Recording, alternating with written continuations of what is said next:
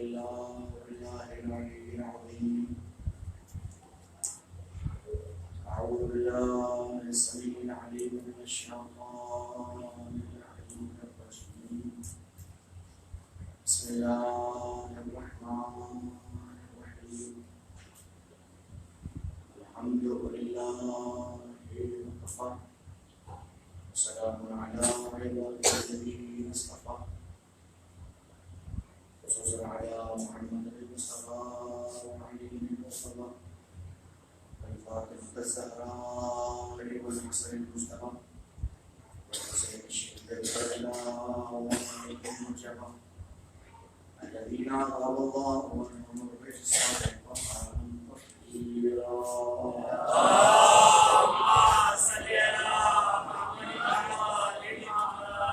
ولعنة الله على ظالمين الأعداء وقاتلين الأشقياء ولهم السوء والمسار.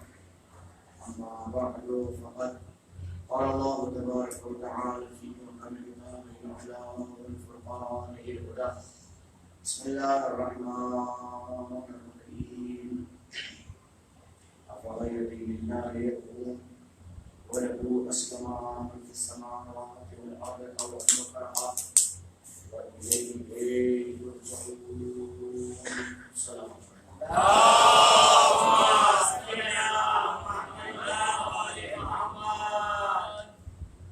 سب سے پہلے آپ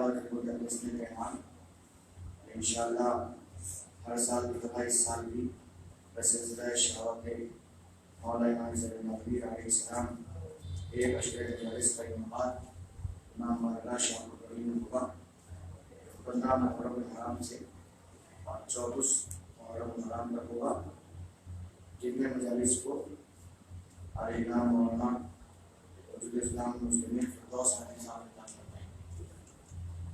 مجلس ٹھیک 8 بجے وقت کی پابندی کے ساتھ شروع ہو جائے گی۔ آپ لوگوں سے وقت کی پابندی کے ساتھ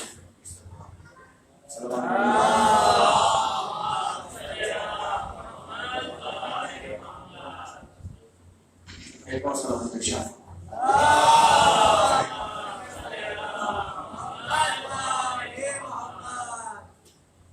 آج کے حالات کے تناظر میں حقیقت اسلام کی موضوع گفتگو آپ کی خدمت اقدس میں جاری و ساری رہی اور آج اس سلسلے کی آخری تقریر ہے۔ آپ حضرات نے اس منزل کے اوپر ہماری سبق راشیوں کو محسوس فرمایا اور ہم نے کوشش کی کہ خدمت اقدس میں مسلسل کچھ معروضات پیش کیے جائیں اور حقیقت اسلام کو سمجھنے اور سمجھانے کی کچھ کوشش کی جائے۔ ظاہر ہے کہ حیران اور لہذا جہاں اللہ سبحانہ و تعالیٰ کی طرف سے میسر ہوتا ہے وہاں وہ لہذا ہم سے تقاضا کرتا ہے کہ ہم نے دین کو سمجھنے کی کوشش کریں۔ اگر کوئی احباب میں سے عزیزوں اقربا میں سے اور پاس بیٹھنے والوں سے بھی کوئی سوال کرے تو کم سے کم اپنے دین سے متعلق ہمارے پاس میں ایسے جوابات ہوں جو شافی ہوں اور انسان کو مکمل طور پہ مطمئن کرنے والے۔ اگر یہ کیفیتیں ہیں تو الحمدللہ فریحہ، اگر ایسا نہیں ہے تو ہمارا مسلمان ہونا مناسب نہیں ہے۔ ظاہر ہے پھر ایسے اسلام کو کیا فائدہ کہ جہاں مکمل طور پہ تقلیدی ذہنیت اسلام تعلق کا حکم دیتا ہے، تحریک کی ترجیح دیتا ہے اور انسان کو ہمیشہ محرک دیکھنا چاہتا ہے، آگے بڑھتے ہوئے دیکھنا چاہتا ہے۔ ایک جگہ ٹھہر کے رہنا اسلام کے نظر میں مناسب نہیں۔ یہی وجہ ہے کہ مختلف جگہوں کے اوپر اسلام نے ایسی گفتگو فرمائی ہے کہ اس کے نتیجے میں انسان اگر محسوس کر سکے تو بہت کچھ انسان خود منزلوں سے سمجھ سکتا ہے۔ اب اس جگہ کے اوپر آتے آتے خدمت اقدس میں جس اہم بات کو عرض کرنا ہے اور جس اہم بات کو پیش کرنا ہے اس وقت بہت تفصیلی گفتگو نہیں ہے، لیکن آپ حضرات کے ذہنوں میں یہ بات محسوس کرا دوں کہ اسلام جس چیز کے اوپر سب سے زیادہ زور دیتا ہے وہ لقمہ حلال ہے۔ لقمہ حلال غذا۔ اب یہ حلال غذا کا تعلق کسی منزل سے ہو، چاہے وہ ماں کے دودھ کی نسبت سے ہو یا باپ کی کمائی کی بنیاد پر، اسلام سب سے زیادہ اس بات کی طرف اثر انداز رہتا ہے کہ ایک انسان کے پاس میں وہ غذا ہونی چاہیے جو غذا اس کو صحیح معنی میں حلیت تک لے کے جائے. اس لیے کہ جہاں کہیں غذا حلال نہیں ہوتی اس کے نتیجے بہت برے ہوتے ہیں. دیکھیے ایک انسان حرام کام کر رہا ہے، لوگ سمجھیں فرض کیجیے کوئی انسان نجس غذا کھا رہا ہے، فرض کی نجس غذا کھا رہا ہے تو بھائی نجس غذا کھا رہا ہوں، حرام کام ہی تو کر رہا ہوں، حرام کام کر رہا ہوں، توبہ کر لوں گا، معاف ہو جائے گا. اگر کوئی انسان غلط کام کر رہا ہے اور محرمات پر پڑھ رہا ہے تو ممکن ہے وہ توبہ کرنے پاک ہو جائے اس منزل کے اوپر. تو یقیناً دیکھیے گناہ کی دو قسمیں ہیں. ایک گناہ وہ ہوتے ہیں کہ جو اعضاء اور جوارح کے ذریعے سے ہوتے ہیں، ہاتھ پیروں سے ہوتے ہیں، زبان سے ہوتے ہیں، آنکھوں سے ہوتے ہیں، کان سے ہوتے ہیں، دل و دماغ سے ہوتے ہیں. اور ایک گناہ وہ ہوتے ہیں جن کا تعلق دہن سے ہوتا ہے، اور یہ دہن سے ہوتا ہے اور اس کا معاملہ سیدھا سیدھا جناب پیٹ سے ہوتا ہے. یہ معاملہ یقین مانے کہ جن گناہوں کا تعلق اعضاء و جواروں سے ہوتا ہے، ہاتھ پیروں سے ہوتا ہے، تو جب وہ گناہ انسان کرتا ہے تو اس کا جب تک وہ گناہ ملوث ہوتا ہے اس کا اثر موجود رہتا ہے، اور جب وہ اس سے ہٹتا ہے تو گناہوں کا اثر بھی ختم ہو جاتا ہے. لیکن جو گناہ انسان دہن سے کرتا ہے یعنی کہ کھانے کی شکل میں، تو سب سے بڑی پریشانی یہ ہوتی ہے کہ ادھر اس نے کھایا، حرام کام تو ہو گیا، لقمہ حرام، اب وہ غذا گئی دہن سے پیٹ میں. مسئلہ یہاں سے آگے بڑھتا ہے کہ اب اس کا بنے گا خون، اور خون جب تک جسم میں رہے گا اثر دکھائے گا. خون جب تک جسم میں رہے گا اثر دکھائے گا. ناممکن ہے کہ خون جسم میں ہو اور اثر نہ دکھائے. اور یقین مانے اس بات کو یاد رکھے، اہل بیت سے قربت کے لیے خون کا پاک ہونا بہت ضروری ہے. خون کا پاک ہونا بہت ضروری ہے، اس لیے کہ جب نجس خون بنتا ہے تو نجس خون دل پمپ کرتا ہے، دماغ تک پہنچتا ہے. جب دماغ پہ جاتا ہے تو نجس خون کا اثر دماغ پہ ہوتا ہے، غلط فکریں جمع ہوتی ہیں، اور جب غلط فکریں آتی ہیں تو غلط عقیدے بنتے ہیں. تو غلط عقیدوں کی بنیاد غلط فکریں، اور غلط فکروں کی بنیاد نجس خون ہے، اور نجس خون کی بنیاد لقمہ حرام. اب جس بنیاد پر ہو، جیسے بھی ہو، جس کیفیت کے ساتھ ہو. اب میں بات کرتا ہوں خدمت میں، آئیے شاید میں نے 5-6 سال پہلے واقعہ پڑھا تھا خدمت میں، یہاں مجھے یاد آ رہا ہے، آپ کے حوالے سے بات کیا تھا. آج پھر موضوع آ رہا ہے، سامنے سن لیجیے اس بات کو. ایک مرتبہ حضور سرور کائنات مسجد میں بیٹھے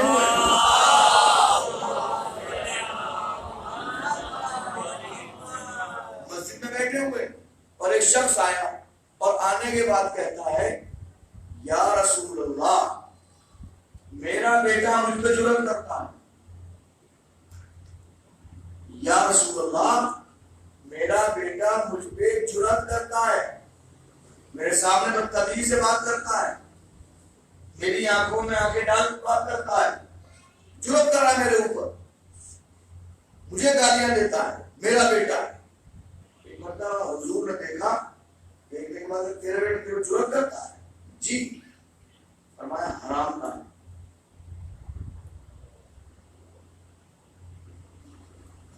حرام کا ہے. اب ظاہر جو دماغ میں آپ کے آ رہا ہے وہی دماغ پر اس کے بھی آیا. غصے سے اٹھا، گھر پہنچا، تلوار نکالی اور ایک مرتبہ بیوی کی گردن پہ رکھی، اور رکھنے کے بعد تجھے قتل کروں گا. تیری مرضی قتل کر دے، لیکن کم سے کم یہ تو بتا کہ میرے قتل کرنے کا سبب کیا ہے، مجھے کیوں قتل کر رہا ہے. اس لیے کہ میں اپنے بیٹے کی شکایت لے کے رسول کے پاس گیا تھا اور میں نے کہا یا رسول اللہ میرا بیٹا مجھ پہ جرات کرتا ہے، تو انہوں نے کہا کہ حرام کا ہے. جیسے ہی اس نے سنا کہ رسول نے فرمایا تو اس بیوی نے فوراً کہا کہ میں اسی رسول کی عظمت کی قسم کھا کے کہتی ہوں میں نے تیرے بارے میں کبھی خیانت نہیں کی. جملہ سنیے گا، میں نے کبھی تیرے بارے میں کبھی کوئی خیانت نہیں کی، میں اسی رسول کی عظمت کی قسم کھا کے کہتی ہوں، اب تیری مرضی۔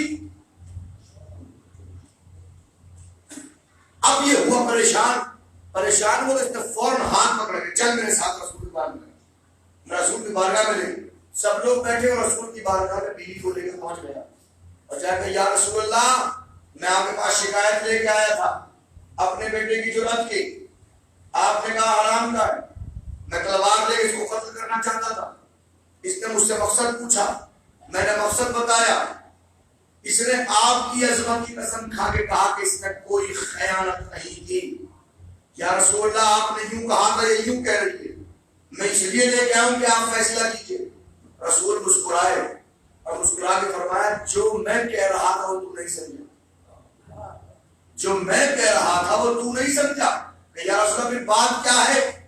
اب حضور نے فرمایا بات یہ ہے کہ تو ایک دن بازار سے گزر رہا تھا، ایک انسان ٹھیلے کے اوپر کھجوریں بیچ رہا تھا، تو نے ایک کھجور کو اٹھا کے کھایا، اس سے نہیں خریدا، اور کھانے کے بعد تیرے اوپر دو باتیں تھیں، یا تو اس کھجور کی جو تو نے ایک کھجور کھائی تھی اس کی قیمت اسے دیتا، یا اس سے کہتا کہ بھائی میں تیری کھجور کھائی ہے کیا اجازت ہے، اس سے اجازت لیتا، چونکہ نہ تو نے اس کی قیمت اسے دی، بہت توجہ کیجیے گا، نہ تو نے اس ایک کھجور کی قیمت اسے دی اور نہ ہی تو نے اس سے اس کی قیمت وصول نہ کرتے ہوئے تو نے اس سے معاف کروایا، لہذا وہ جو ایک کھجور تھی وہ حرام کی ہوئی، تو نے کھایا، اس کھجور سے بنا خون، خون سے بنا نطفہ، نطفے سے وجود میں آیا تیرا بیٹا،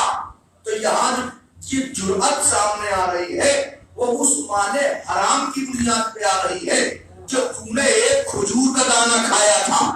میں نہیں جانتا آپ کہاں اس مندر کے اوپر ہے، جملہ کہہ کے آپ بڑھاؤں بات کو ذرا ملاحظہ کیجیے گا، ایک لقمہ حرام، تعجب ہے اگر کوئی ایک کھجور کھائے تو اپنے باپ کے اوپر اس مندر میں آئے، تو اگر کوئی پورا پاگل سے نہ کھائے سلام علیہ محمد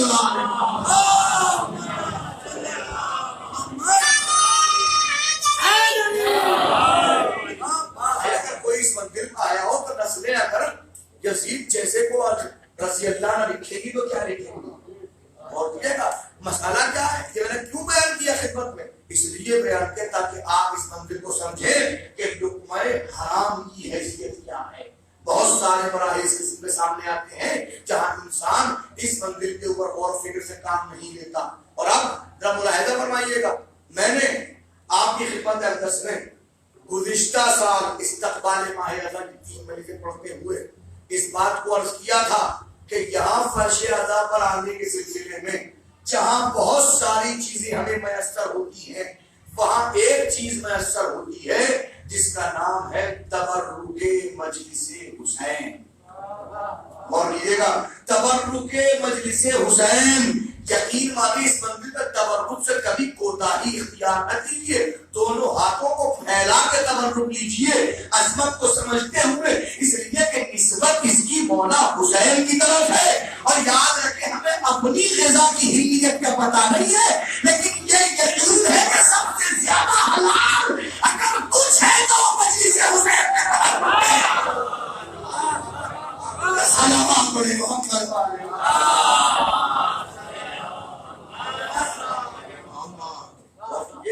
لہذا کوشش کی اس مندر کے اوپر، یہی وجہ ہے اب اس میں بہت ساری باتیں سامنے آتی ہیں، یہی وجہ کہ بات ہلکی تو خدمت کی ہے، تو آئیے خدمت میں ایک بات اور عرض کر دوں تاکہ آپ محسوس کر سکیں اور ہلیت کو سمجھ سکیں، اور اب جان بوجھ کے اس منزل تک لے کے جا رہا ہوں کو سمجھیے گا۔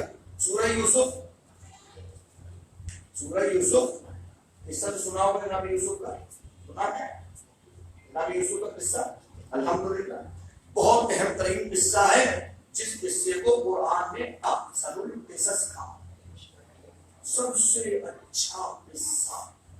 بالکل پہلی آیت جب پڑھیے آپ سورہ یوسف کی، قرآن نے خود کہا ہے ہم تمہیں احسن القصص سناتے ہیں۔ 2 سورے اہم ترین سورے ہیں قرآن مجید، ایک سورہ مریم، ایک سورہ یوسف۔ گھر کی لڑکیوں کو منع کیا گیا ہے کہ اس سورہ کی تعلیم نہ دینا، پڑھانے کا نہیں، تعلیم دینے کو. جب تک وہ لڑکی ہے اس وقت تک اس کو سورہ یوسف کی تعلیم مت دینا. اور اگر تمہیں تعلیم دینی سب سے پہلے لڑکی کو سورہ مریم کی تعلیم دینا. یہ تو دونوں میں خاص کیفیت ہے، لو اپنی جگہ کے اوپر میں اس مدد کو گفتگو نہیں کر رہا ہوں. تو سورہ مبارکہ یوسف یا موبائل نیچے رکھ لیجیے اپنا، اس کی کوئی ضرورت نہیں. دو موبائل لگے ضرورت ہو تو آپ اس میں لکھ لے سکتے ہیں. صلوات پڑھیے محمد.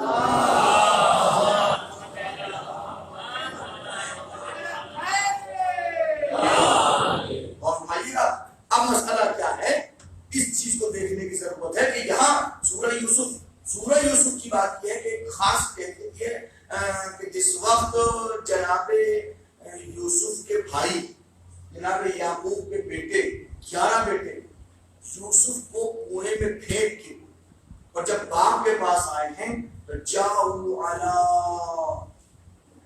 قمیصہ بدم کذب کہ آئے تو جھوٹا خون لگا کے قمیص میں لے کے آئے اور یہ کہا کہ یوسف کو ماشاءاللہ اللہ سلامت رکھے آپ لوگوں کو، اللہ توفیقات میں اضافہ فرمائے. کہا کہ یوسف کو بھیڑیا کھا گیا. اب ظاہر ہے کہ تفسیر کے اوپر بہت توجہ کیجیے گا. جیسے ہی جملہ کہا کہ یوسف کو بھیڑیا کھا گیا، یعقوب نبی علم نبوت سے جانتے ہیں کہ یہ جھوٹ بول رہے ہیں، علم نبوت سے جانتے ہیں کہ میرا یوسف زندہ ہے، مگر اس کے باوجود تمام تفسیریں کہتی ہیں کہ جناب یعقوب نے ظاہری گواہوں کو جمع کیا. کیسے جمع کیا؟ بہت توجہ کیجیے گا، یہ روایتوں میں موجود ہے. شاید یہ پہلی مرتبہ اس بندے کو سن رہے ہو آپ کہ اب جو جملے کہہ رہا ہوں کہ جناب یعقوب نے اپنے 11 بیٹوں کو ساتھ میں لیا، لینے کے بعد ان کو صحرا میں نکلے اور صحرا میں نکلنے کے بعد جا کے آواز دی ہے صحرائی درندوں تمہیں زمانے کا نبی بلا رہا ہے. جیسے ہی آواز دی ہر قسم کا درندہ آواز کو سن کے دوڑا ہوا چلا آیا. یہ درندے ہیں، انسان نہیں ہے. یہ درندے ہیں، یہ درندے میں پتا ہے کہ جب نبی بلائے تو آنا چاہیے، بھاگنا نہیں چاہیے. اور جب تمام درندے آ گئے تو ایک مرتبہ کہا کہ میں اس وقت جو بھیڑیوں کا سردار ہے اس سے بات کرنا چاہتا ہوں. سردار آپ کے تمام خاص لوگوں کو لے کے آگے بڑھے اور ہمیں میں اس سے بات کرنی ہے. اب دیکھیے 11 بیٹے کھڑے ہوئے دیکھ رہے کہ باپ کر کیا رہا. 11 بیٹے کھڑے ہوئے دیکھ رہے ہیں باپ کر کیا رہا ہے. ظاہر نبی ہے نا، پوری مخلوق کے اوپر اطاعت واجب ہے. جب بھیڑیے آ گئے اور سردار آگے کھڑا ہوا بزبان فصیح کہتا ہے جی سرکار فرمائیے کیا حکم ہے، کیوں بلایا ہے، کیا پوچھنا چاہتے ہیں. تو فرمایا کہ یہ میرے بیٹے کہہ رہے ہیں کہ میرے 12ویں بیٹے یوسف کو جو اللہ کا نبی ہے اس کو بھیڑیوں نے کھا لیا. کیا تم نے میرے بیٹے یوسف کو کھایا ہے؟ جانتے ہیں مگر قیامت تک کے لیے کچھ بتانا چاہتے ہیں. اور توجہ کیجیے گا، قیامت تک کے لیے کچھ بتانا. اسلام سمجھے حقیقت اسلام کیا ہے؟ قیامت تک کے لیے کچھ بتانا چاہتے ہیں. بتاؤ کیا تم نے میرے بیٹے یوسف کو کھایا ہے؟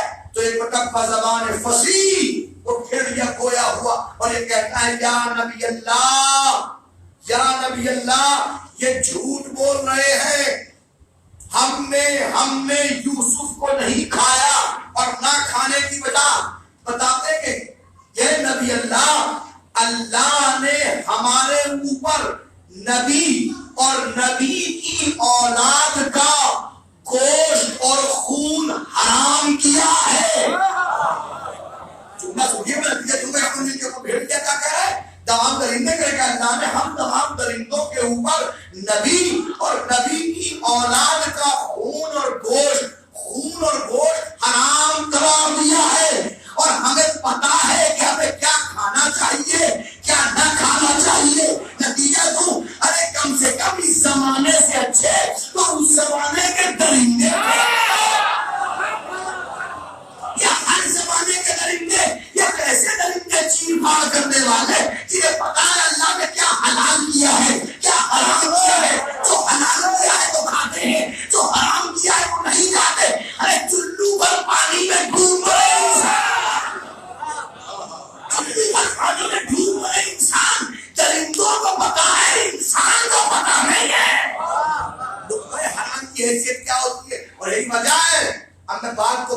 پہنچا دوں اور گفتگو کو مکمل کو یہی وجہ ہے. تاریخ کہتی ہے امام محمد تقی علیہ السلام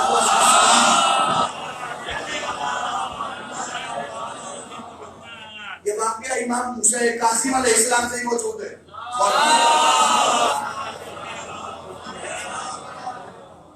دونوں اماموں سے. اور شیر قالین کا واقعہ میرے متعلق کئی ایک اماموں سے اس قسم کی گفتگو ہے، لیکن خاص طور پہ گفتگو امام محمد تقی سے متعلق. روایت کہتی ہے کہ ایک مرتبہ کہنے والے بادشاہ سے کہتے کہ اگر ختم کرنا چاہتے تو ایک کام کرو، درندوں کے درمیان ڈلوا دو. ڈلوا دو. کب کہا؟ کب کہا؟ جب ایک عورت نے اپنے آپ کو زینب بنت علی ہونے کا دعویٰ کیا. جب زینب بنت علی ہونے کو اس نے کہا کہ میں علی کی بیٹی زینب ہوں، میرا انتقال نہیں ہوا، شہادت نہیں، میں زندہ ہوں، میں علی کی بیٹی ہوں. ایک خبری مچ گئی، زینب بنت علی زندہ ہے، زینب فلاں عورت کہہ رہی، فلاں عورت کہہ رہی ہے چاروں طرف. اب میرے زینب بنت علی بڑا معاملہ ہوا، کیسے کہا جائے، کون کہے، کون بتائے کہ ہے یا نہیں ہے. گفتگو آئی امام تک کہ آپ کی پھوپھی ہونے کا دعویٰ کر رہی ہے وہ عورت، یہ کہہ رہی کہ میں زینب بنت علی ہوں. امام نے کہا پہچاننے کا آسان طریقہ یہ ہے کہ اس کو درندوں کے سامنے ڈال دو. اگر درندے نہ کھائیں تو سمجھ لینا کہ وہ زینب بنت علی ہے، اور اگر کھا جائیں تو سمجھنے کی کوئی ضرورت ہی نہیں، معاملہ ختم ہو جائے گا نا، تو جانے گا ہی. اچھا ایسی بات ہے کہ ہاں. تب امام نے کہا کہ اللہ نے نبی اور نبی کی اولاد کا خون اور گوشت درندوں پر حرام کیا ہے. جو امام نے جملے کہے کہ اچھا ایسی بات ہے تو بالکل. پھر مطلب اس اور سے کہا گیا کہ فیصلہ ہونا بہت آسان ہے، ہم ابھی کلیئر کریں. کیسے کہ یہ بات محمد ابن علی نے فرمائی ہے، انہوں نے کہا ہے. اب جیسے اس کو معلوم ہو کہ ایسا تو فون کو بات کہ نہیں میں جھوٹی ہوں، یہ کام میں نے نہیں، میں زینب بنت علی نہیں ہوں. وہ پیچھے لگ گئی، جان کو خوف ہوا نا، پیچھے ہٹ گئی. کسی نے کہا بڑا اچھا موقع ہے، بڑا اچھا موقع ہے، بات کی صداقت بھی کھل جائے گی. اور اگر ایسا نہ ہوا اور کھا لیا تو راستے میں بہت بڑا پتھر ہٹ جائے گا. فون کان میں آ کے کہا کہ جناب ایسی سے مسئلہ ہے، بہت آسان طریقہ ہے، یہ فرما رہے ہیں. تو بس جیسے کا فون کہا کہ اب ان کو بھی ڈال دو.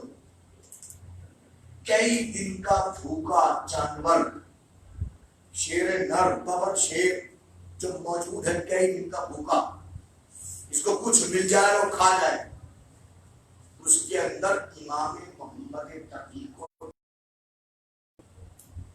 روایت میں جیسے امام کو اس کے اندر ڈالا گیا وہ دوڑ کے آیا، جیسے ہی قریب آیا فوراً بیٹھ گیا، اور بیٹھنے کے بعد اپنی زبان سے امام کے قدموں کو چاٹنے لگا. امام کے قدموں کو چاٹنے لگا بیٹھ کے. امام نے سر پہ ہاتھ پھیرنا شروع کیا اور اس کے بعد کہا دیکھا یہ درندہ ہے، بھوکا ہے. دیکھیے حالت اضطرار میں بہت کچھ ظاہر ہو جاتا ہے. یہ انسان کی گفتگو ہے. فرض کیجئے آپ بہت پیاسے ہوں اور خدا نہ خواستہ کبھی ایسی منزل ساتھ کرو کہ بہت پیاسے، شراب کی بوتل آپ کے ہاتھ میں ہو اور دور دور تک پانی میں مل رہا ہو اور آپ بالکل جاں بلب ہو. شریعت کیا کہتی ہے؟ ظاہر شراب حرام ہے، لیکن شریعت کہتی ہے جہاں کی اضطراری کیفیت ہو آپ پی سکتے ہیں، اتنی کہ آپ کی جان بچ جائے. شریعت کہہ رہی ہے تو یہاں کم سے کم اس شیر کے لیے اضطراری حالت تو ہے. یہی سمجھ میں آتا ہے لقمہ حرام کی حیثیت انسان کے لیے کیا ہے اور جانور کے لیے کیا ہے. وہ حالت اضطرار میں بھی نہیں کھاتا. جو حرام ہے وہ حرام، جو حلال ہے وہ حلال. منزل کے اوپر. یہی وجہ کہ مختلف لوگوں نے کہا یاد رکھو مولا متقیان کا جملہ. لفظ کے مولا متقیان فرماتے ہیں خبردار حرام تو حرام جس غذا پر شبہ ہو اس سے بھی بچو. جس غذا پر شبہ ہو, جس غذا پر شبہ ہو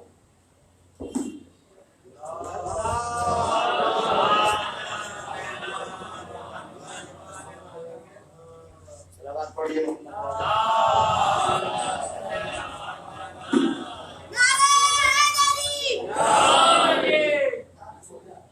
مولانا نے بیان فرمایا ہے کہ لقمہ حرام سے بھی بچو اور جس لقمے پر شبہ ہو.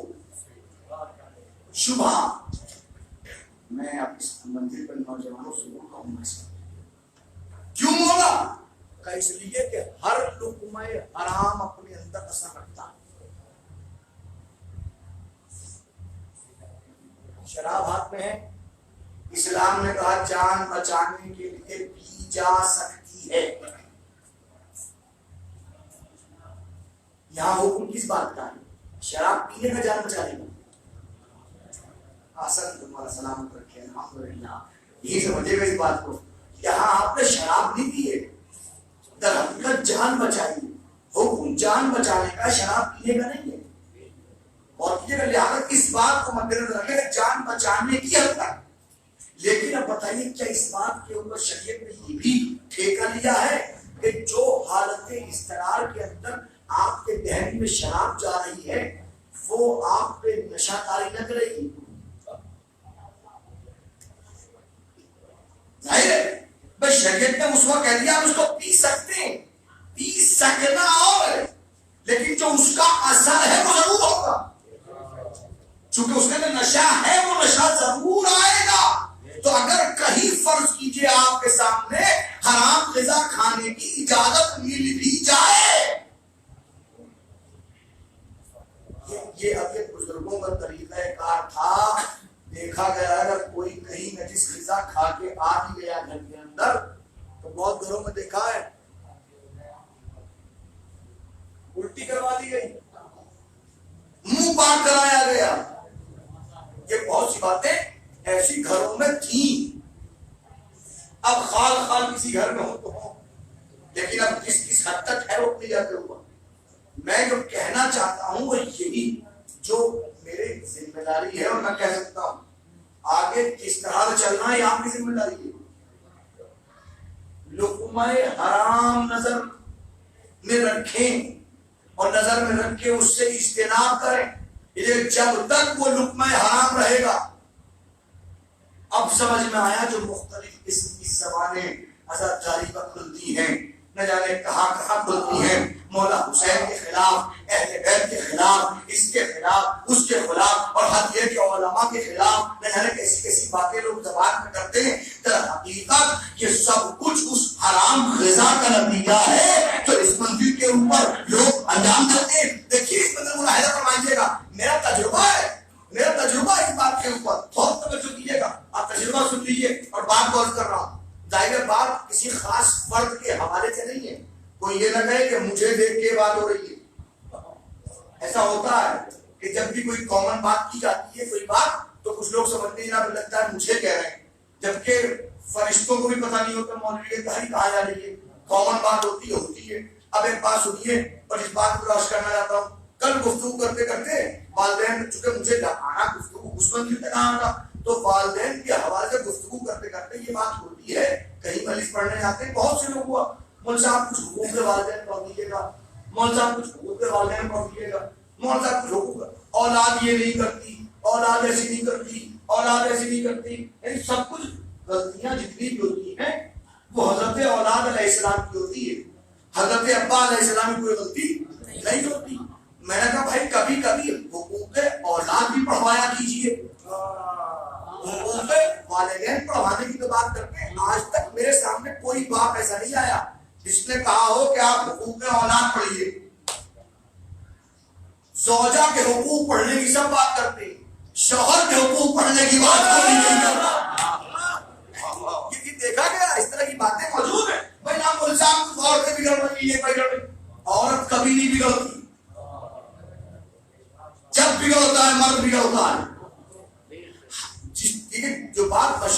آتی کہ ہر کامیاب مرد کے پیچھے ایک عورت کا ہاتھ ہوتا ہے. یاد رکھیے ہر بگڑے ہوئے مرد کے پیچھے بھی ایک عورت کا ہاتھ ہوگا اور ہر بگڑی ہوئی عورت کے پیچھے بھی ایک مرد. اب دیکھیں کتنے, اب آپ بہت سی عورتوں کو اگر لے کے آئیں گے اور تاریخ میں کچھ ایسے جنہوں نے تو وہ خود سے نہیں آئی تھی, چاہے جمل میں آئی ہو, خود نہیں, کچھ مرد تھے جو لے کے آئے تھے, اور یہ کچھ مرد تھے. عورت کی اتنی حیثیت نہیں کہ بگڑ جائے. اب میں کیا کہوں, ایک کام کر لیجیے, زیادہ دور جانے کی ضرورت نہیں ہے, اپنی جیب سے موبائل نکالیے, یہاں نکالیے گا. یہ بات سمجھ لیجیے, اس لیے ایک اچھی بات یہ کہ ممبر سے کہنا پڑ رہا ہے. ماشاءاللہ سے اللہ نوجوانوں کو 5-6 نوجوان جو ہیں ان کی توفیقات سے بیٹھے ماشاءاللہ توفیقات کرنے کی اضافہ فرمائے, انہوں نے بڑا کام کیا. اس بات کا احساس آپ کو اب نہیں ہوگا, کچھ دن کے بعد ہوگا جب آپ اس منزل پہ آئیں گے. اور خاص طور پر وہ لوگ جو اس وقت موانے میں نہیں ہیں, جو دور دور کہیں ہیں, بلکہ جو جہاں میں بیٹھا ہوا ہے وہ اس وقت موانے میں ہے. یہ مجلس ہو رہی تھی کہ انہوں نے یہاں لگایا ہوا, جتنے بھی ان کے وہ ہے وہ چل رہی ہے, لائٹ جا رہی ماشاءاللہ سے. اب یہ پھر ریکارڈ بھی موجود ہے ماشاءاللہ, آپ سن سکتے ہیں, اتنا چیزیں بعد میں دیکھ سکتے ہیں, کون کون مولوی دوبارہ پڑھ رہا ہے یہ بھی ریکارڈ ہو سکتا ہے. تمام چیزیں سامنے ہیں, کہنے کی ضرورت نہیں ہے وغیرہ وغیرہ. تو اب اگر لگے انہوں نے موبائل میں کیمرہ لگا رکھا ہے, آپ نے موبائل لگا ہوا ہے, تو اب یہ کام چلا تو کافی ہے. اگر کسی کو چاہیے تو سیمپلنگ لے لیجیے, آپ سنا سکتے ہیں. اب ظاہر ہے کہ آپ خود بھی اگر لے کے بیٹھیں گے تو بھائی آپ یہاں مووی بنانے کے لیے آئے یا مجلس سننے کے لیے آئے, تو کم سے کم اپنا سب کچھ رکھیے ایک طرف کو. ان بچوں کو شکر گزار بنیے, ان کا شکریہ ادا کیجیے کہ یہ آپ کا کام فری میں کر رہے ہیں. سمجھ رہے ہیں, اس لیے میں بار بار کہنا ہی پڑتا ہے ان چیزوں کو کہ خدا کے لیے موبائل کو بھی. اب جو میں کہنا چاہ رہا ہوں یہ ادھر موبائل نکالیے اور بس صرف 2 ایپ, ایک واٹس ایپ اور ایک فیس بک, 2 ایپ کو اٹھا کے دیکھیے. واٹس ایپ لیں گے اسٹیٹس کے اندر,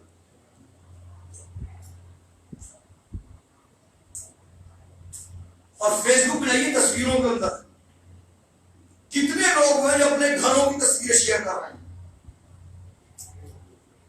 بھئی اگر کوئی اپنی ماں بہن کے ساتھ تصویر کھنچوائیے, آپ کہاں گئے, لیکن اگر آپ اس کو اسٹیٹس پہ لگا رہے ہیں تو کتنے لوگ دیکھ رہے ہیں. مسئلہ ان کی اس بے حجابی کی وجہ کون بن رہا ہے, وہ خود ماں بہن یا آپ.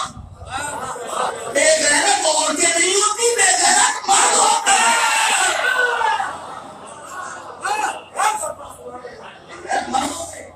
یہ کمی مردوں کی ہوتی, نام عورتوں کا بدنام ہوتا. تو اگر مرد اپنی غیرت کو اٹھا لے تو یقین مانے کبھی یہ کیفیت ہو ہی نہیں سکتی. اب دیکھیے تو آپ اپنے دیکھ لیجیے گا, 5-7 مہینے مجھے کہیے گا ایسا نہیں ہے, دیکھ لیجیے جتنے آپ کے کانٹیکٹ ہیں ان کانٹیکٹ کے اندر ادھر دیکھ لیجیے, آپ تصویر لگائیے, دیکھیے کم سے کم. اگر تصویر شیئر بھی کر رہے ہیں تو کم سے کم اسپیشل کیٹیگری ہوتی ہے کہ اونلی فور دیز کر دیجیے, آپ اس کو مخصوص کر دیجیے, فیملی کے لیے کر دیجیے کم سے کم. آپ لیکن آپ عموماً رکھیں تو بے حجابی کا ذمہ دار کون ہے, اور کیجیے گا.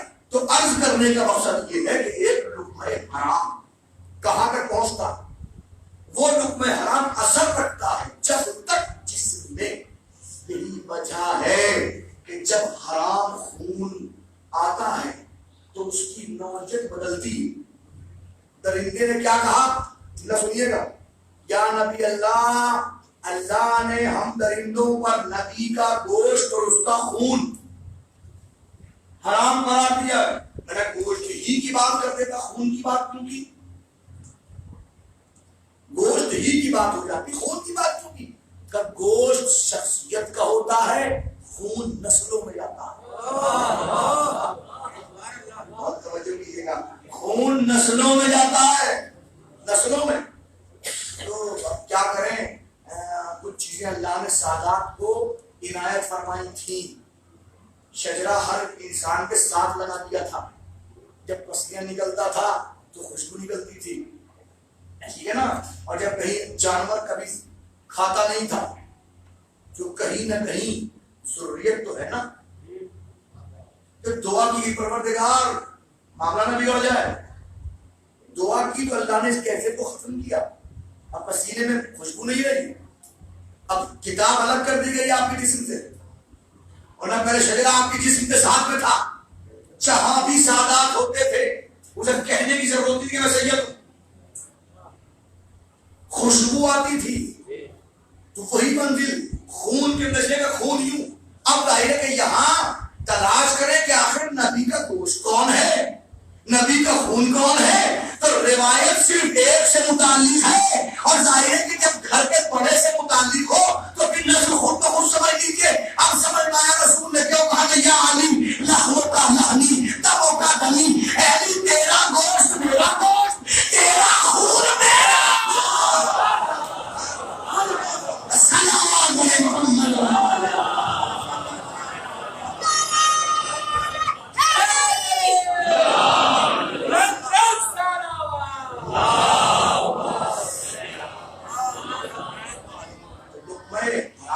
اگر کہیں ہو جائے تو اس کا بڑا سخت بندی سامنے بچیے اور اپنی اولاد کو بچائیے اور محفوظ کیجیے. آپ صرف ایک بات کے اوپر اپنا ذہن ڈال دیے، بس لقمہ حرام. آپ دیکھیں گے کہ آپ کے گھر کا ماحول یکسر تبدیل ہو چکا ہے.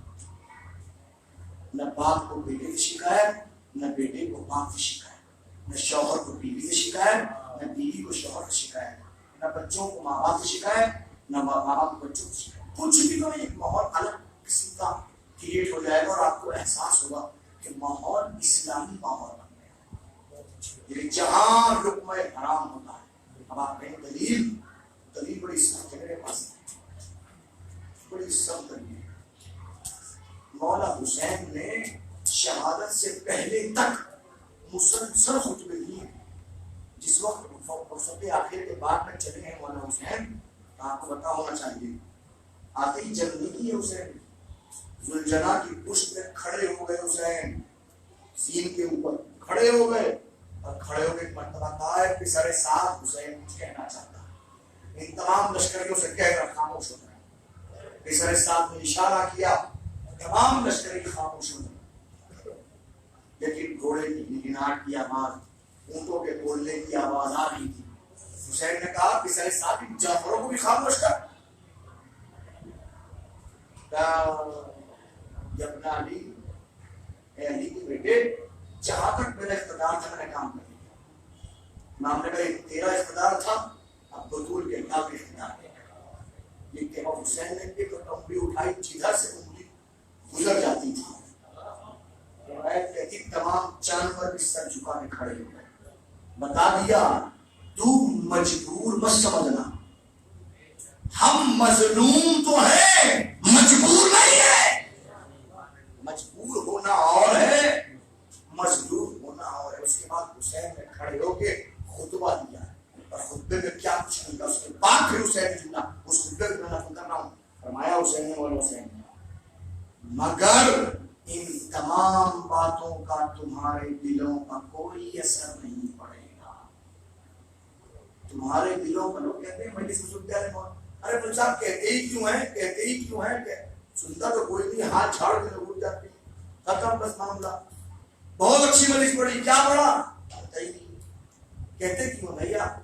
ارے کہتے کیوں ہے؟ کربلا کا حسین نے بتایا تمہارا کام کہنا ہے. اب لوگ کیوں نہیں مانیں گے؟ اب مانیں گے، ایسی بات نہیں مانتے ہیں. جو ماننے والے مانتے، جو نہیں ماننے والے وہ نہیں. کون نہیں مانتا؟ مولانا فرمایا میری باتوں،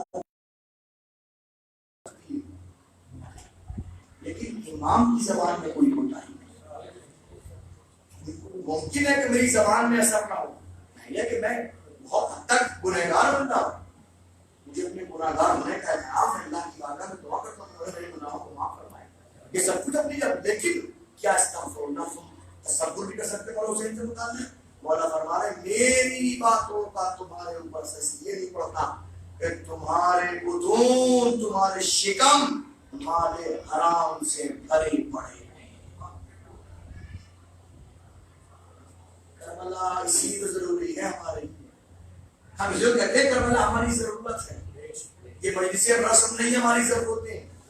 فرض کیجیے میں نے ایک بات کہی، میرے سامنے بیٹھے ہوئے الحمدللہ مجھے یقین ہے مولا حسین کی توسط سے، درگاہ کے توسط سے، زری کے توسط سے، اس علم کے توسط سے انشاءاللہ مجھے یقین ہے کہ میری قوم کم سے کم اس بات کو سمجھتی ہے، اور اللہ سمجھنے کی مکمل توفیق دے، اور مولا حسین اپنے نیاز کرم سے اتنا کرم فرمائے کہ میری قوم کو کبھی ضرورت ہی نہ پڑے ہمارے حرام کی طرف دیکھنے کی بھی، اور مولا حسین اپنے رشتے کرم سے دسترخوان کرم سے اتنا عطا فرما دے کہ ہمیشہ رشتے حلال میں اثر ہوتا ہے۔ لیکن میں کہنا چاہتا ہوں اگر کسی ایک فرد کے دل میں یہ بات بیٹھی اور اس نے رزق حلال کو اپنی زندگی کا عنوان قرار دے دیا، فرق دیکھ لیجیے، باتیں بہت کچھ ہیں، کیسی کیسی عنوان ہے۔ اس دن میں صبح کو یہاں حاضر ہوا تھا مولوی اظہر صاحب صلی اللہ کی مجلس میں، انہوں نے اس بات کو کہا تھا یہاں پڑھتی ہوئی مجلس میں، جو میر داماد کا واقعہ پڑھا ہے، علامہ میر داماد وہ بڑے اللہ گزرے، وہ جو شیر کو دیکھ کے چلے گئے کھا کے کبھی کھا کے، جس نے کہا ہے میری بیٹی اندھی ہے، لولی ہے، یہ جب گونگی ہے اس سے شادی کرو گے تو پھر حلال ہوگا، انہیں شادی کر دی، دیکھا گیا تمہارا وہ بولتی بھی ہے، آنکھیں بھی ہیں، سب کچھ ہے، لگے کیسی آپ نے کہا تھا کہ لول اندھی ہے، گونگی ہے اور ایسی ہے، انہوں نے کہا ایسی ہے کہ اس نے کبھی حرام نہیں دیکھا، اس لیے کسی نامحرم کی طرح نظر نہیں کی، اس نے کبھی جھوٹ نہیں بولا، اس لیے گونگی ہے۔ یہ کیفیتیں دیکھیے، آپ ملاحظہ فرمائیے ہمارے پاس میں کس طرح کے آئیڈیل علماء میں موجود ہیں، چاہیے کہ ہمارے الحمدللہ کہ یہی کہ ہمارے معصومین اللہ ہو جتنا فخر کر سکے کم ہے، اللہ نے آپ کو اتنے اچھے رہبر بنائے، مگر یہ صرف فخر کے لیے نہیں، اس لیے کہ یہ عہد کر کے اٹھے ہیں۔ آج کے حالات کے تناظر میں حقیقت اسلام یہ ہے کہ ان حالات کو سمجھنے کی کوشش کریں، کون لقمہ حلال کھا رہا ہے، کون لقمہ حرام کھا رہا ہے، اور جہاں لقمہ حلال آ جائے تو جیسے لقمہ حرام اثر دکھاتا ہے، لقمہ حلال بھی اثر دکھاتا ہے۔ سارے شیعہ تھے، کوئی سنی نہیں تھا، سب شیعہ، یعنی شیعہ کا لفظ ہمیشہ اپنے لیے ایک نسبت چاہتا ہے۔ شیعہ کا مطلب پیروکار، شیعہ کا مطلب اتباع کرنے والا، شیعہ کا مطلب نقش قدم میں چلنے والا، شیعہ کا مطلب پیچھے پیچھے چلنے، سارے شیعہ تھے۔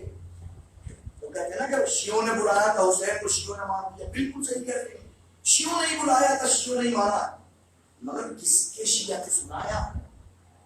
کتابیں پڑھیں گا، حسین نے خطبہ دیتے ہوئے کہا یا شیعت آل ابی سفیان، اے آل ابو سفیان کے پیروکاروں، وہ ابو سفیان کے ماننے والے تھے، انہوں نے بلایا تھا، انہوں نے قبول کیا، آپ میں تخصیص ہو گئی شیعہ علی کے ساتھ اس طرح سے، اور تو وہ شیعہ موجود تھے، تو ایک وہ تھے جن کا نام شیعان عثمان میں لکھا گیا، شیعان علی میں نہیں ہے، شیعان عثمان میں، سمجھ رہے کون؟ نام ہے زہیر ابن قین بجلی، جنہوں نے علی کا ساتھ کا صفین میں دیا، نہ جبل میں دیا، نہ نہروان میں دیا۔ کیوں نہیں دیا؟ اس لیے علی کے شیعوں میں ہے ہی نہیں۔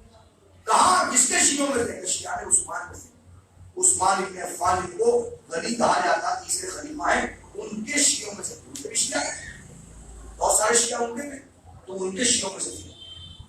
حسین کو دیکھا، حسین آ رہے ہیں، فون بلا دیا، خبردار یہ رکے، تمہیں چل دینا ہے، دیکھیے چلے تمہیں رک جانا ہے، یہی ہوتا رہا، یہی ہوتا۔ لیکن اگر شیعہ عثمان میں سے ہیں، کلمہ رسول اللہ پڑھتے ہیں، لا الہ الا اللہ محمد رسول اللہ، رسول تو ایمان ہے، رسول کو ماننے والے ہیں، کلمہ گو تو ہیں، مسلمان تو ہیں۔ ایک دن حسین کا قافلہ آیا، یہ رکے ہوئے تھے، یہ کھانا کھا رہے تھے، ایک مرتبہ رسول اللہ کے عظیم ترین بیٹے حسین نے اپنے بیٹے علی اکبر سے کہا بیٹا قریب آؤ، جاؤ اور جا کے سلام کرنا اور کہنا زہیر تمہیں حسین بلا رہا ہے، خبردار کوئی تبدیلی لفظ نہ ہو جائے۔ ہر کام کرنے کے لیے جب بلاتے تھے مولا عباس کو بلاتے تھے، لیکن اس کام کے لیے بلایا علی اکبر کو، کیوں؟ اس لیے کہ جو مقصد ہے عباس کے بھیجنے سے مقصد پورا نہیں، عباس شجاعت علی کے وارث حیدر عباس کو بھیج دیں تو زہیر کہیں گے اچھا حسین مجھے ڈرانا چاہتے ہیں، حسین مجھے دھمکانا چاہتے ہیں، حسین مجھے روک لینا چاہتے ہیں. بھیجا کس کو؟ علی اکبر. علی اکبر کون؟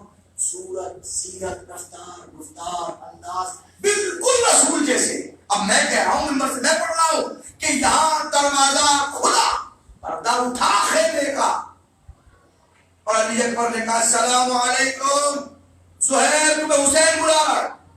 تو میں کہہ رہا ہوں نا تاریخ لکھ رہی ہے. زہیر نے کب دیکھا اس بات کو؟ زہیر نے تو یہ دیکھا دروازے پر رسول کھڑے ہیں، سلام کر کے کہہ رہے ہیں زہیر تجھے حسین بلا رہا ہے. سمجھ میں آیا بات؟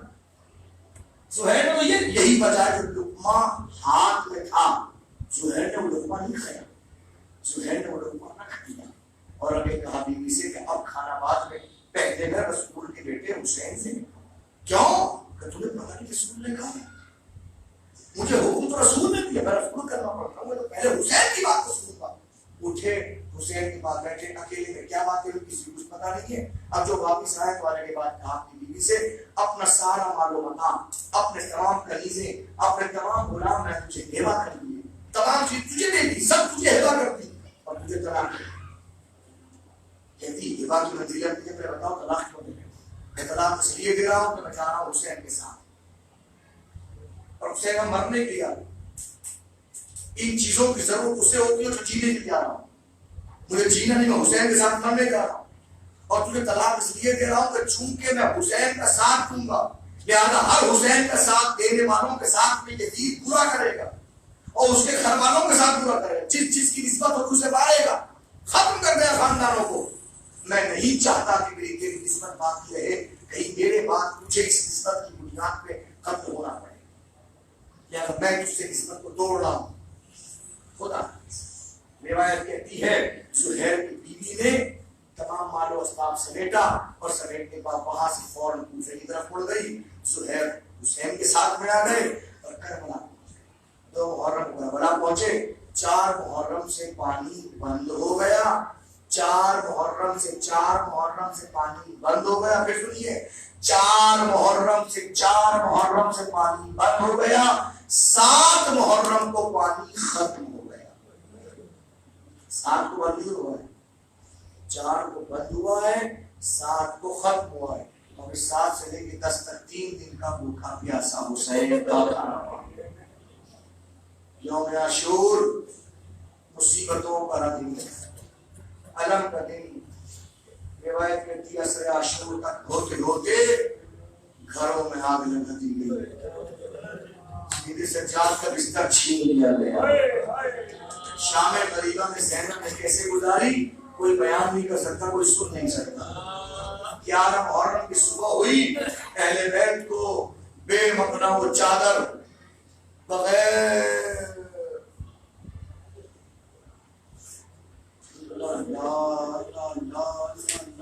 ایسے کہوں نہ اشارہ کر چکا ہوں میں خدمت میں، بغیر کیفیتوں کے نہ کوئی چادر ہے، نہ حجاب ہے، نہ کجاوا ہے، بغیر کجاووں کے اونٹ.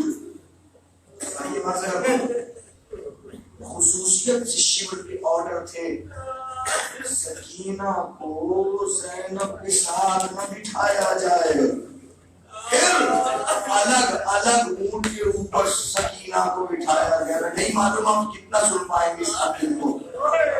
بڑی عمارت میں اتنے سب مسائل نہیں، اتنا سے پہلی مرتبہ مسائل سنے گا کیا روایت کہتے ہیں کہ الگ بٹھایا جائے. الگ بٹھایا، اونٹ چلا بچی گری،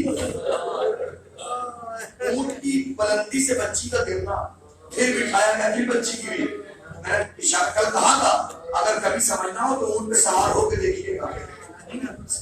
روایت کہتی ہے کئی مرتبہ بچی گری تو ایک مرتبہ بچی کے ایک پاؤں میں رسی باندھی گئی اور اونٹ کے نیچے سے نکال کے دوسرے پاؤں میں باندھ دی گئی. روایت کچھ دور چلی تھی، بچی کے رات میں گوشت مل گیا. اللہ رسی کٹی، بچی گری، اور اس منزل کے اوپر عجیب کیفیت ہے. تاریخ کہتی ہے ایسی منزل ہے اللہ اللہ اللہ اللہ وہ مصیبتیں جو سکینہ نے برداشت کی. اجرکم اللہ. بس روایت کہتی ہے 12 محرم کو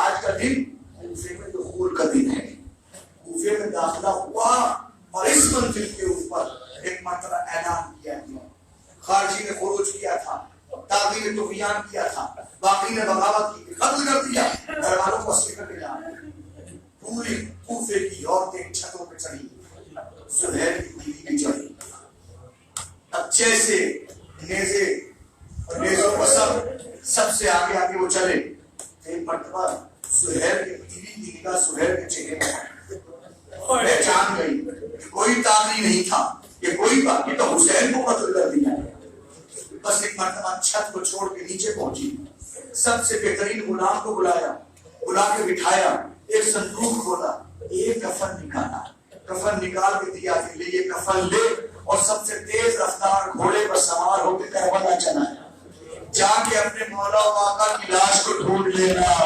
وہاں تیرے مولا و آقا کی لاش پڑی ہوگی۔ ایک مرتبہ غلام کہتا کہ کربلا میں تو اور بھی قتل ہوئے گے، ایک کفن کیوں دے رہی ہو؟ کہ تجھے پتا نہیں کس کے قتل، کہاں خارجی کا خارجی نہیں ہے، یہ رسول کا بیٹا حسین تھا، یہ سب کلمہ پڑھنے والے ہیں، یہ سب کے سب مسلمان ہیں، اگر قتل کر بھی دیا ہوگا تو یہ ناممکن ہے کہ اس کو چھوڑ کے آئے، لیکن تیرا مولا رسول کا بیٹا نہیں تھا، یہ سب کو قبول کر کے آئے ہوں گے، لیکن تیرا مولا کربلا کی زمین پہ بے مولا کفن پڑا ہوگا، جلدی چلا جا۔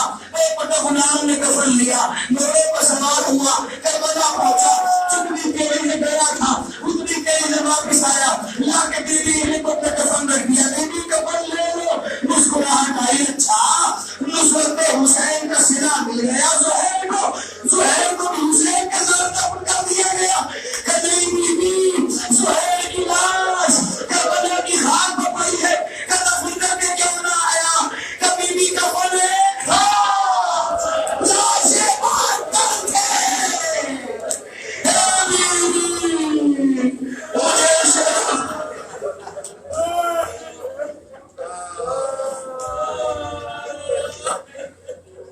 سيعلم الذين ظلموا أيهم القلب ينقلبون ألا رحمة الله مزید التماس سے آپ کا خدمت قسمیں انشاءاللہ پڑھنا محرم الحرام سے سلسلہ شاہ کی شہر گاڑی کا ایک اقوال بات ماندان شاہ کو گوڑی ہوگا جب لوگ کہا مجھے اسلام آنا فردوس مجھے سے آپ خطاب فرما رہے ہیں، وقت کی پابندی سے ٹھیک 8 بجے شریک ہوگی عید کے ماسک